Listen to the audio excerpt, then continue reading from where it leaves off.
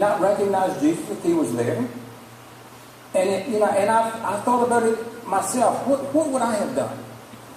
But recently I was studying, as I was doing some studying, I came across a reason that I think the leaders did not recognize Jesus. Now, I have thought in the past that they were just so intent on, they wanted to be the rulers, they wanted to be the leaders, they wanted to be the boss, they wanted to be the big guy. They liked the respect, they liked the honor. And when Jesus is talking to them here, basically what they're telling him is, we don't know who you are. We know who Abraham was. Abraham was our father. Abraham was this man that, he didn't have any children, and God finally gave him a son. And we know that story. And then we know how that little nation, that little group of people ended up going down into Egypt, and they became slaves. And they lived there, and then when they went down, it was like 17 or 18 people. But then when they came out of, when God came to Moses and said, Moses, I want you to go back down to Egypt, and I want you to set my people free. And Moses went down, and we know the story of all the plagues, and how Moses eventually led all the Israelites out of Egypt. By then, there was about 3 million of them. We know all of that. We know all about our forefathers. We know what they did. And we honor them, and we talk about how great they are. And I think maybe what I've been missing in this the whole time was these people were so busy looking at their past, they could not see what's right in front of them. They were so busy thinking about where they've been and what's behind them.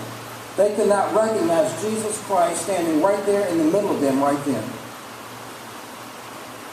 For years they've talked about this happening, but they can't comprehend it happening. It's dangerous to be looking behind us. There's a rearview mirror in the car, and it's for a reason. If you want to go backwards.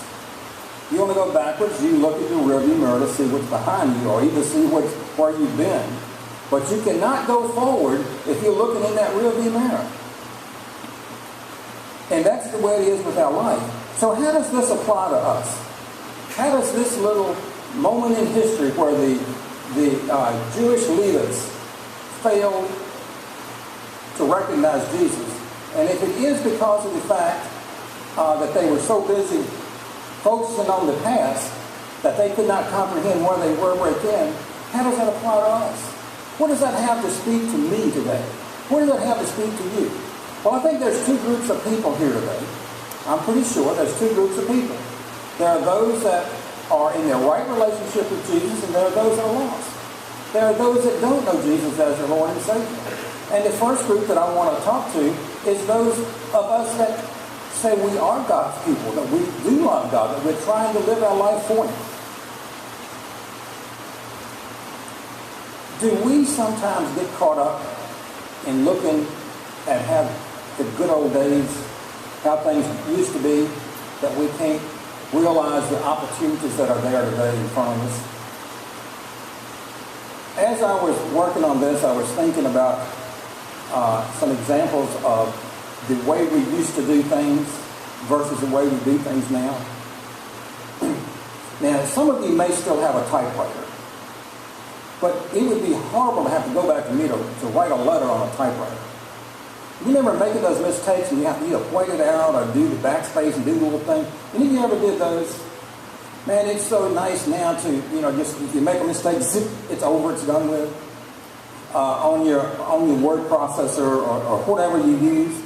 But many times we treat our outreach in the church the same way we did 20, 30, 40 years ago. And things have changed. We can't reach out and touch people the way we used to. I heard someone say that, we have failed as a church to send missionaries to other nationalities, so God has made that up by sending them to us.